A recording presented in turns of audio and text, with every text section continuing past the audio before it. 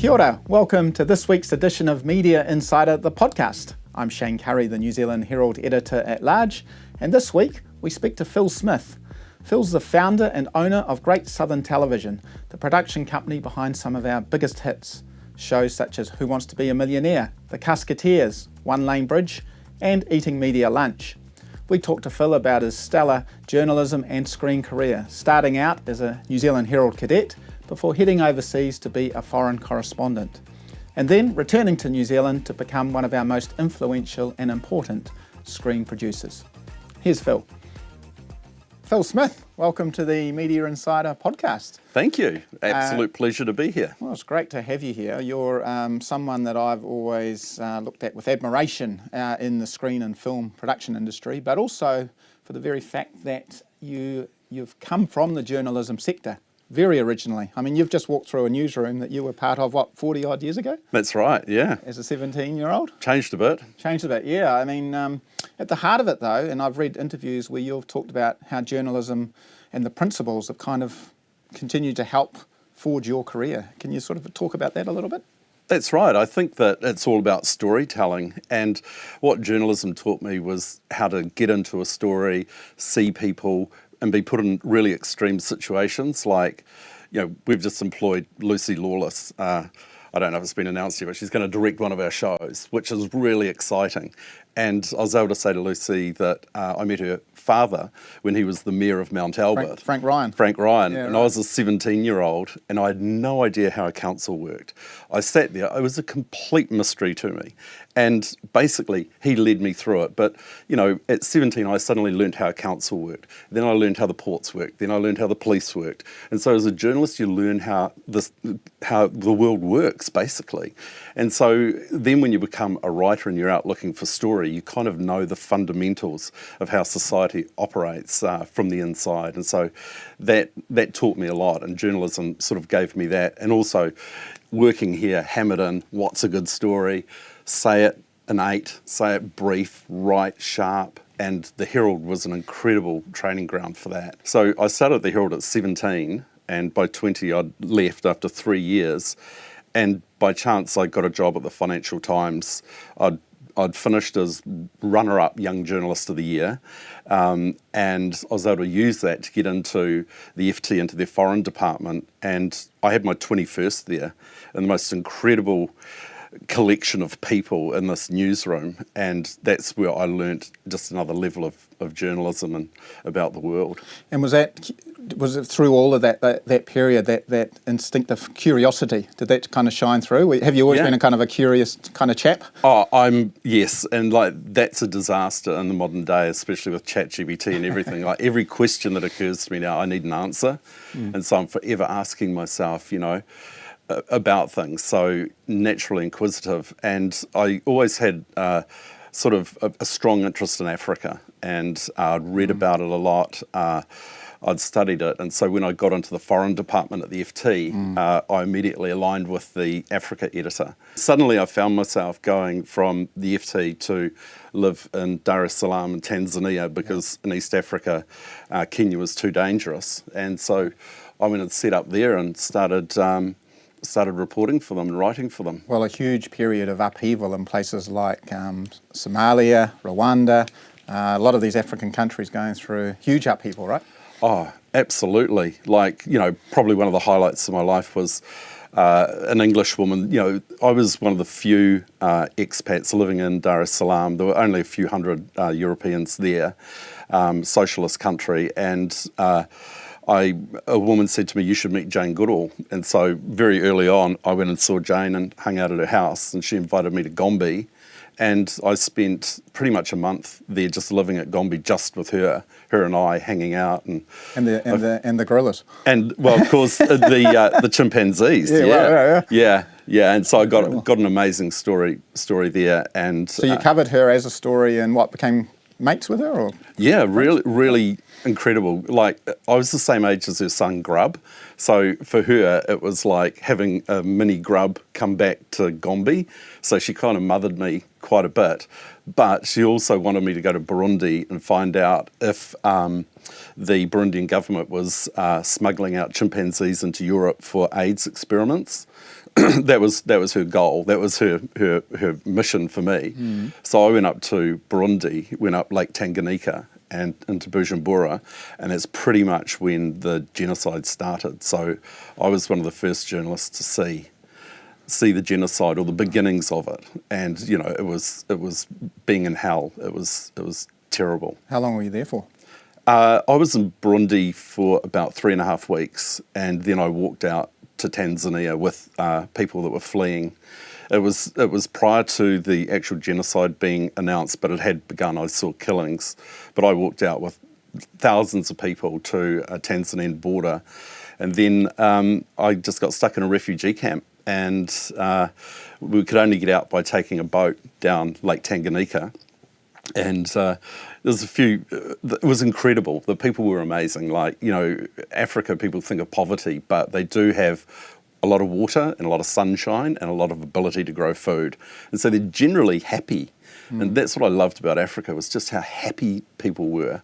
Having been in places like Romania and seeing the revolution there and seeing people living in poverty when it's cold, you don't have food, that's poverty. Yeah. And but anyway, I spent a week and got out of the refugee camp, got back to Dar es Salaam, and wrote some stories about. So were you filing along the way as Yeah. all of this was unfolding for Yeah. the Financial Times? Yeah. So how did that shape you? I mean, what you must have been in your mid-20s by then, or? Yeah, I was. It was pretty brutal, to be honest. Yeah. It's probably hard to see problems. I've found it hard for people to come to me and say, I've got a major problem, and I'm like seeing your child beaten to death as a problem. I don't see that as a major problem. Like, things are still pretty good. And so it taught me that life was very cheap, and I was pretty shocked. So yeah, it was a big lesson. And then I got back to Tanzania, and I got thrown out. I got banged up by the government. I was doing another story, and I was the only Western journalist in Tanzania. Asking impertinent questions of the... Yes. I basically wrote a story that they call it firefighters, like correspondents will go into a country, do a story and leave. And there's certain stories you don't do when you're based in a country. So I wrote really a firefighter story. It was about a North Korean arms shipment going to Uganda through Tanzania. It really looked like a spy at work. And, it was true. It was an accurate story. Yes, the North Koreans were arming the Ugandans, which is a big issue to Tanzania, but not the sort of story the Tanzanians wanted published. And so I was arrested, banged up, and ultimately expelled. So shipped back to London. Yeah, basically they just picked me up. I had a Land Rover, they just picked me up, and I didn't know what was going on. It was a very sort of mute expulsion to start with until they put me in a cell. And I had a friend with me, and I told him to come to Tanzania because it was so relaxed and chill, and he was suffering from stress. And suddenly we were locked in a cell, and they said, "We're going to take your photos before we expel you." My friend was just like bent over, like retching, and then they drove. Was he from New Zealand, or? Yeah, he's a Kiwi guy. Yeah. And we got driven to a house, and he said, "They're going to shoot us." And they took us around the back to this little shed, and this guy stepped out, and he had a Nikon, and my mate has never been so pleased to see someone with a camera. He just hugged the guy, and they took our photos, taken to the border, thrown out. Wow. Yeah. Wow. And so what for you, did that ignite the return to New Zealand? Or Yeah. No, you were with TVNZ you then That's moved on to right. TVNZ, right? Yeah. And you were the London correspondent for a decent chunk of time as well. Yeah, I filled in for Liam Jury, but I came back from the FT and had all these stories. And my first interview with Sean Brown at TVNZ, he actually didn't believe me. And so he told me he'd make some phone calls. And then I went back in the next day, and I became the first contracted TV reporter that wasn't on staff at TVNZ. And then I worked my way up as a reporter, and I did stints filling in for like Liam in London, and being quite canny. The first thing that happens is the Romanian Revolution. Just happened like Ceausescu. 1 minute was on his balcony, the next minute TVNZ's on the phone to me saying, get there. And we flew in. I think ITV flew a private jet in, and we were the last to land in Bucharest before they closed the airport. Wow. So I'd already seen, like, I was in London, I was in a band, and I was practicing at midday, and by about 7 o'clock that night, I was watching guys firing down a street at people. And then when we got to the hotel, we already saw a journalist that had been shot, full metal jacket, just shot through a car, and they dragged her in and she died. And so that's when you go, this is a really serious situation. What were your kind of thoughts through all of this period? I don't know. I think I've got a missing chip. I think also as an entrepreneur is like when you go out and run your business, sometimes your business will have debt, other times it'll be doing very well, but you're carrying a lot of careers and a lot of people. And I often think if I had this worry chip, I'd lie in bed at night worrying all the time. But I actually don't. I actually have a plan and I just implement it and I don't spend too much time worrying. We'll come to Great Southern Television at the moment and setting up your own business. But once you returned to New Zealand, you were involved with the Home Show for a while there. What are some of the memories there of working with Paul Holmes and the crew? Paul paved the way, obviously. And, you know, you sort of miss the guy. You know, he was just one of a kind. Like, he was just funny, articulate, cultured, human, flawed. You know, he was just the most wonderful broadcaster. You know, you couldn't think more highly of him. And, he had some fun and games as a person, but we had some terrific times. And Paul always had little stories, you know. Many of them are probably a little bit, you know, you'd have to have a lot of discretion.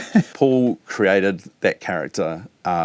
He understood the heartbeat of New Zealand and he always batted for the common man and he never punched down. Yeah, have we lost a little bit of that in our media landscape, do you think? I wouldn't blame the media per se. I think it's just the number of outlets. And, you know, I talk about becoming a mute society. There's just less opportunity to tell these stories. And so it doesn't really rest with the journalist or the focus of the journalist because the journalist now is put in a situation where their employer and all publishers worldwide want to see eyeballs. Certain stories attract eyeballs, certain stories don't. And the ones that don't are often the harder ones in society to address.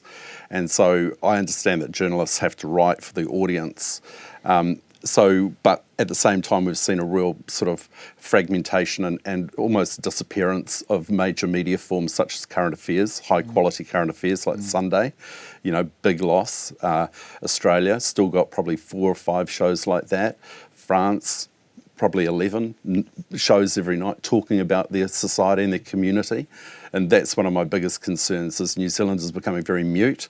And now that we've got the opportunity to select our own rabbit hole and we all go down them and we're not coming together communally to talk about our society, that's a really bad recipe. And that's the one thing that I think we need to address is finding the forums to discuss issues.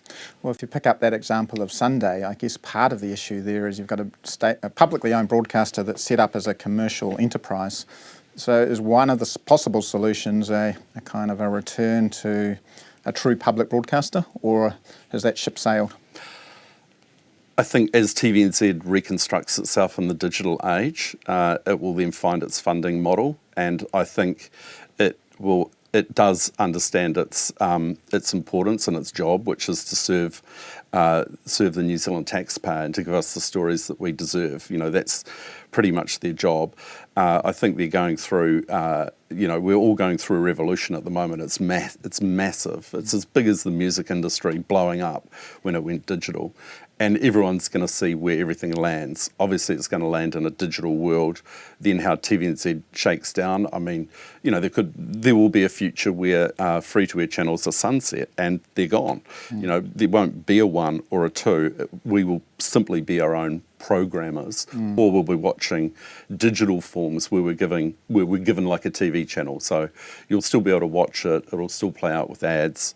So I think in terms of, you know, putting a levy on New Zealanders to pay for TVNZ is not an option at the moment, because by taking that away, we've been given New Zealand On Air, which has its $169 million a year to spend on local content. And so that balances out. And I think that that system is working at the moment, and I think keeping New Zealand on air alive and supporting New Zealand content and placing it on the channels is the safe way to go. Is the better model in your view? Personally, yeah. Yeah. You know, you've set up Life in the Deep South or in Central Otago.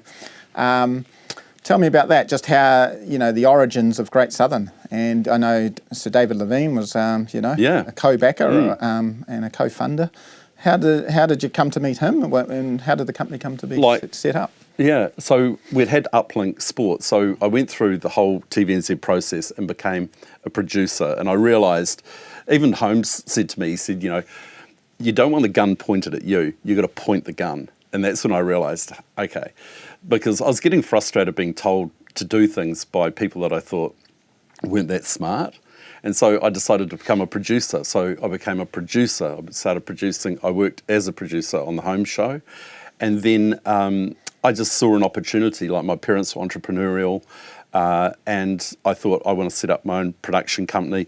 I'd visited Julie and seen her sitting at her desk, like with her envelopes and stamps, and running her company Julie Christie? Over the road, yeah. Right. Yeah, and, you know, I looked at her and she had Mark and Matthew and doing her show and doing really well. And I thought, yeah, I could follow this up. And so I set up the golf show. And then that company took off and we sold that to a UK company. We ended up with the golf show on ESPN. And then once that company disappeared, it was a bit of we did okay out of it, but the company that bought us actually collapsed in the UK. The New Zealand company survived, got resold, and I backed out and said, I don't want to do sport anymore because it involved too much sale of sponsorship and not enough creativity. Right. And I wanted to get into writing, and I thought I want to get into drama and comedy, and so I went off and set up Great Southern. I met Sir David from the golf show. We did an event at Gulf Harbour, and I helped raise about $100,000 for Outward Bound. And so David saw me as a guy that could raise money. And then when I spoke to him, I said, I'm going to set up a new company called Great Southern. And he said, come out to the Tomato House, which is down south. He's got all this glass and tomato houses. And I went down there and he just said, look, you know, I'll give you $1 million. You give me half the company and you can go and set it up. We didn't have any shows. And I just started... But lots of great ideas. Ideas, yeah. Yeah. And you need your break, you know. And I, you know, eating media lunch was probably, you know, the break. And, you know, I'd been working at BFM for quite a while. And I was working with, you know, Jeremy was there and Paul Casserly, Graham, you know, Marcus. And, you know, there was a real comedy thing there. And so at Great Southern, we'd had a couple of shows that had done okay. We had made The Lion Man, which had been really successful, but I wanted to move into scripted or more into comedy and then into drama. And so, yeah, I mean, it was an incredible collaboration of people. Just, it was a bit of a thunderbolt moment. It was just, you know, lightning struck. And, you know, I had an original idea in terms of a concept. I knew the key people. I had to convince them. Yeah. That wasn't easy. And...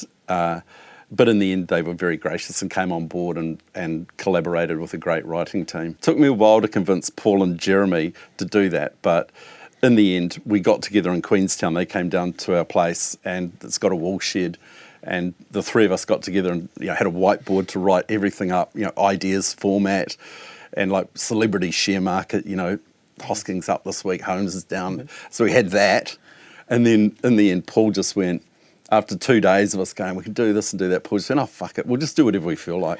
And that was pretty much the format. That was the catch cry for the show. That was his catch cry. We'll just do whatever we think of, like, just, yeah. And, you know, I left them to it in a lot of respects because I had to keep it on air, you know, keep it going for 7 or 8 seasons, keep it financed and, you know, keep it clean. There were other times where there's content that probably wouldn't pass muster today. Jeremy did a scene down K Road, you know, where he ate kebabs and slowly became more and more extreme. There was a skit I watched just before you joined us today, and that was Jeremy making calls to Talkback Radio and seeing how many times he could get a Māori welcome into the call and to the Tēnā host. koutou, Tēnā koutou, tēnā koutou, before the host cut them off. And I think Southland Television, I think, allowed him 18 tēnā koutos before they wondered what the hell was going on. Yeah, and Michael Laws, we got Michael Laws, but the first one we did was stuttering. So Jeremy rang up Murray Deaker and he'd go, Murray, and Murray's like, what do you want, mate? And he'd go, and Murray goes, no, spit it out, mate, spit it out. And it just went, Jeremy is an absolute rascal. He's a tyrant. Like, it was so mean. And I knew the show was going to be successful because we took it into TVNZ.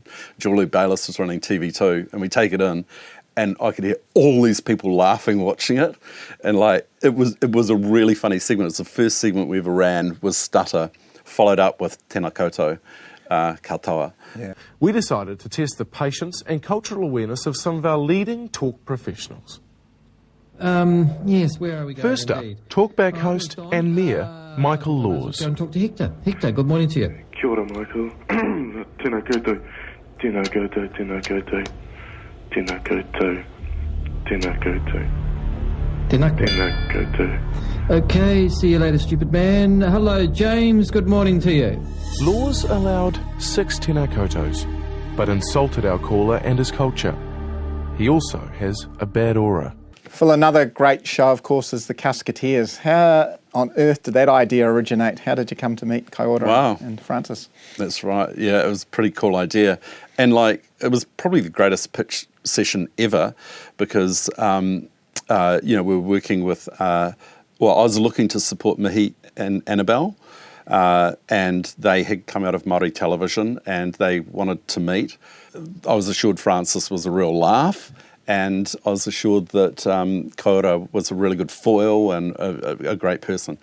And Annabelle pitched it, and I went out and met them, and it was honestly like meeting two television people. You know when you... Is it that kind of instant recognition? Yeah. And we made a promo, and I've still got it. It was such a good promo. Like, Annabelle and I did it. We went away and we cut the promo, and it worked really well. And we took it into TVNZ, and it sat there for a year. There wasn't really a lot of interest at that point. And there's certain people who now claim the Casketeers as their own. Success has 1,000 fathers, right? Yeah, who actually, worked quite hard to make sure it wouldn't go ahead. And in the end, I remember I was in the shower. Who said they didn't want it to go ahead? Yeah, they just thought it was rubbish. Yeah, there were people that didn't want the show to go ahead. Is this at TVNZ? At TVNZ, yeah, they just didn't see a place for it. And that was understandable. But I just believed in it so much, and I couldn't believe we had this promo sitting on the shelf. And I was thinking about it one morning, so I rang Andrew Shaw, and I basically said to him, if I can deliver the show to you for free, would you take it then? And he was like, now you're talking. Okay.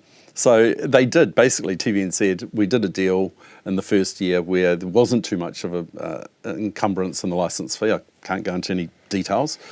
And Andrew supported it, and it went to air. It didn't get given... No, it got given a good slot, and it just took off. I mean, because it had heart and had characters. And we did have our supporters within TVNZ. There were just a couple of detractors. Then away it went. And yes, then it had 1,000 architects of people that claimed it. But, obviously it was created. Annabelle had the vision. Francis created the Casketeers. I came in as the producer and pushed the framework and the style of the show in terms of how we'd edit it. And away we went. Yeah. Where do you get your ideas from? Both the ideas for shows, but also, crazy creative ideas. I sort of always am just looking at things all the time from that perspective. Like, is that an idea? Yeah. Like, One Lane Bridge pretty much was me driving the West Coast, which was a drama we made, and we made 3 series of it. It sold to about 40 countries. Hugely successful show. Yeah. I was just driving the West Coast with my son. We're driving from down past the glaciers, and it's fantastic because there's about 18 one-lane bridges. It's such a beautiful drive, and actually most of them are just named One Lane Bridge 13, 12, and we were judging them out of points, how many points for that one, how many that, and I just said to him, One Lane Bridge is a good name for a TV show, and so I really retrofitted the power of 3. I love 3. the Steve Jobs thing, but eating media lunch, one lane bridge, and I just thought, right, I need a show. And I'd actually written a show called Blue Blood, and I just moved it over and took all of what I'd learnt about living in Queenstown and put it on one lane bridge. One show that, of course, you picked up, I think on behalf of TVNZ, from the global kind of phenomenon, and that was Who Wants to Be a Millionaire? Yeah. What are some of your memories of the New yeah. Zealand version of that? Yeah, that was our move into game shows, and it was amazing to get Mike to host it. Mike Hosking? Yeah. And I think he was one of the best presenters of it in the world. That's how good he was. He was definitely up there with the Australian guy. Like on the first day, Mike came in, and Mike's like, yeah, whatever, yeah. Because Mike can click, he can appear to be like disengaged and then just be suddenly fully engaged. It's like a real trick. And after a while, the Australians, they know more than us, the Australians. I'm not sure if you're aware of that. Yeah. I'm told. and they were like, oh yeah. And honestly, by the end of the first shoot, they were like, that guy is good. Like, he's really good. And I was like, yeah. And Mike loved it because it was a bit of panto for him. It was just a little bit out of current affairs. But, I probably hadn't fully done my due diligence on the insurance matters and the prize money. And I had a phone call to TVNZ like saying, we're trying to nail down if it went over 250,000 who would pay. And that's a pretty critical question. It was a really important question, and it suddenly became grey, and I became really grey myself and really worried, and everything played out legitimately, but we got away by the skin of our teeth. I think the most we gave away was 250,000, which was insured. Right. Never hit the big thankfully. Number. What are you working on right now? What are some of the big shows? Probably the most exciting show at this very moment is The Ridge. So that's the BBC and Sky Neon. Thomas Robbins at Sky has packaged it from the New Zealand side with us. BBC is our partner, and we've been shooting in New Zealand for the last 8 months. And Lauren Lyle stars in it. She's got her own show, Karen Perry, in the UK. Very talented actress. It's a really dirty story in terms of it's basically a doctor. She's an anaesthetist who's addicted to fentanyl. She basically flees to New Zealand. She has potentially been doing things that might have question marks over them in Scotland. And she comes to New Zealand to meet up and go to her sister's wedding. Needless to say, the sister's dead when she arrives.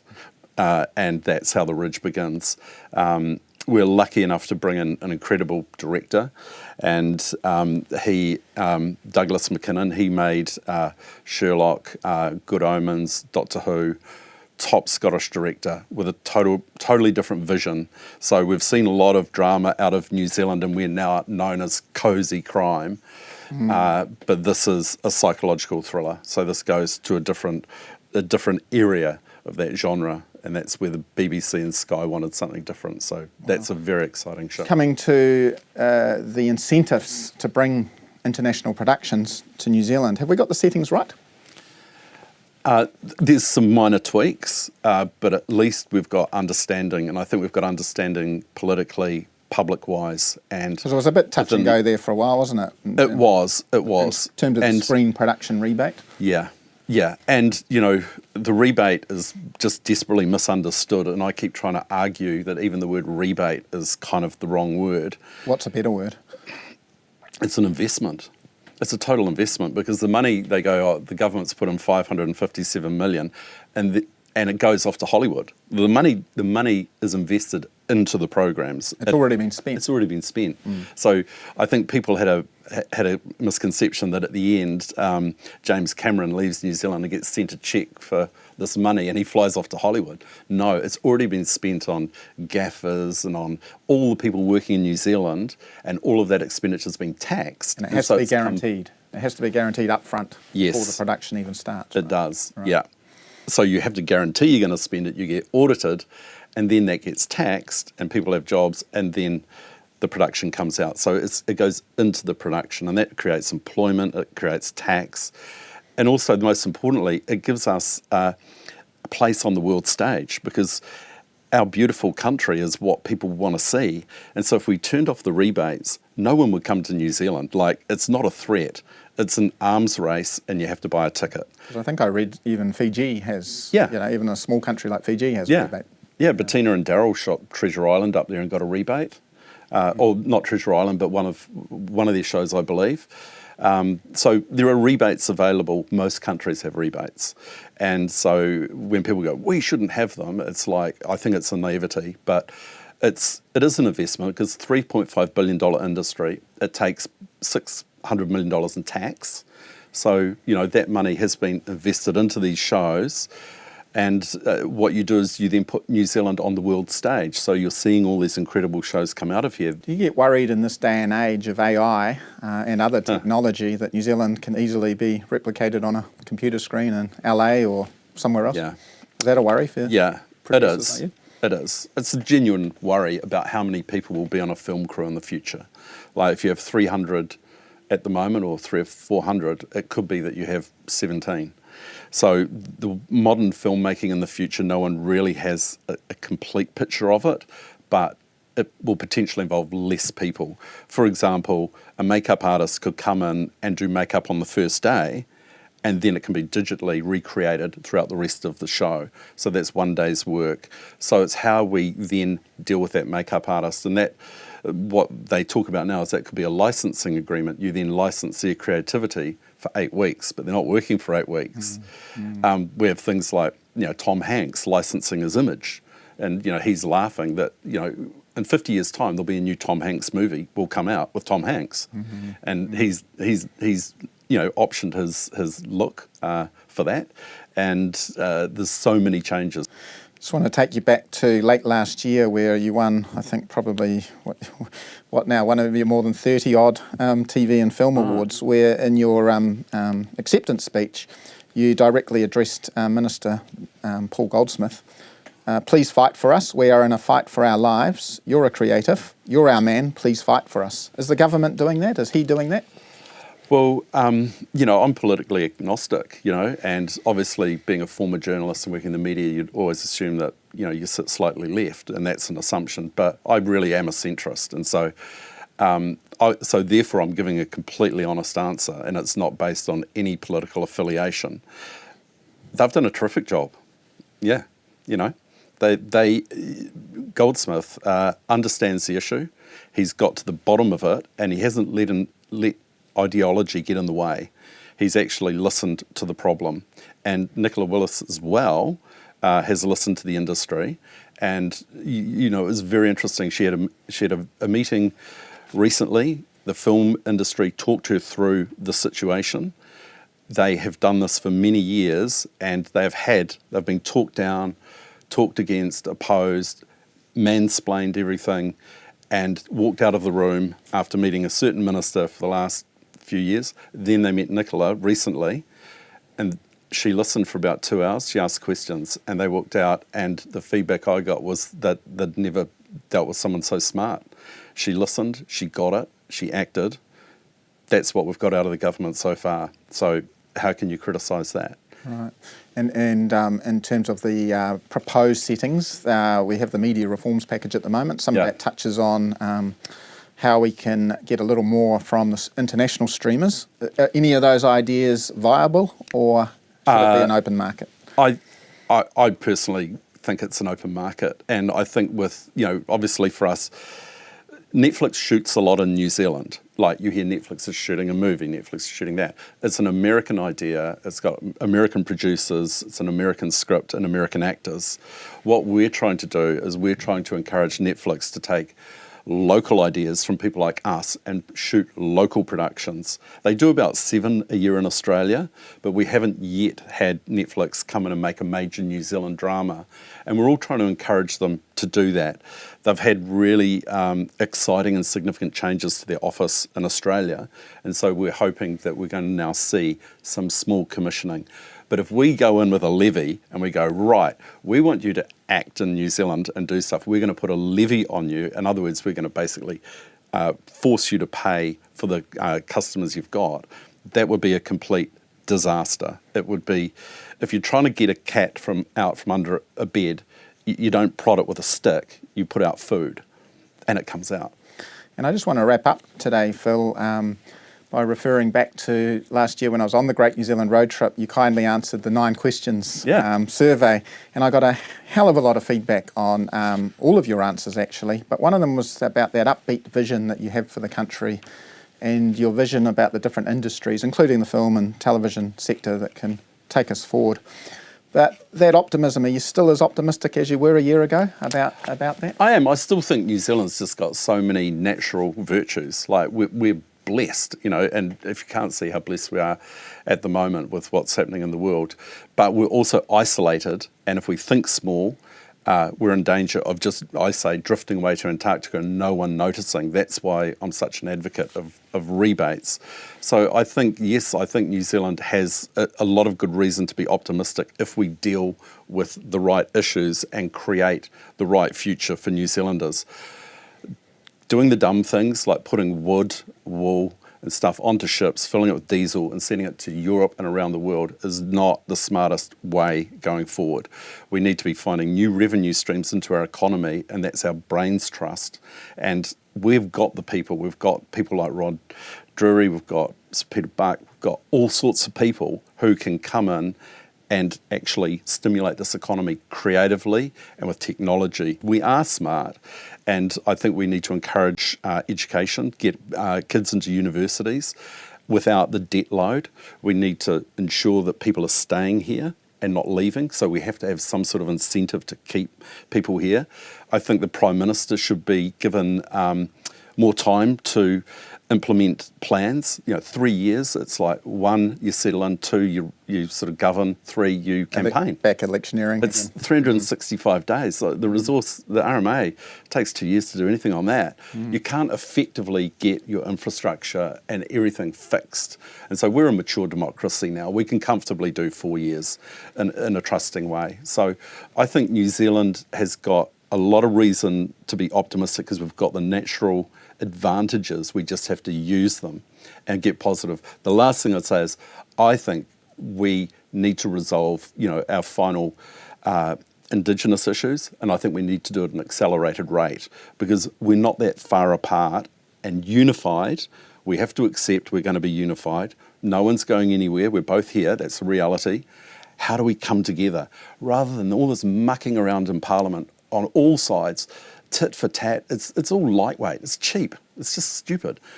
Get together, sort it out. David Levine used to say, Phil, write the check, sort out the problem, move on, because over the hill there's a much bigger opportunity, and we need to sort this out, unify, go forward. That's how I see it. Thanks, Phil. Great to have you on the Media Insider podcast. Don't miss the weekly Media Insider column each Friday on nzherald.co.nz and in print in the Saturday Weekend Herald. I'll catch you for next week's podcast on Thursday.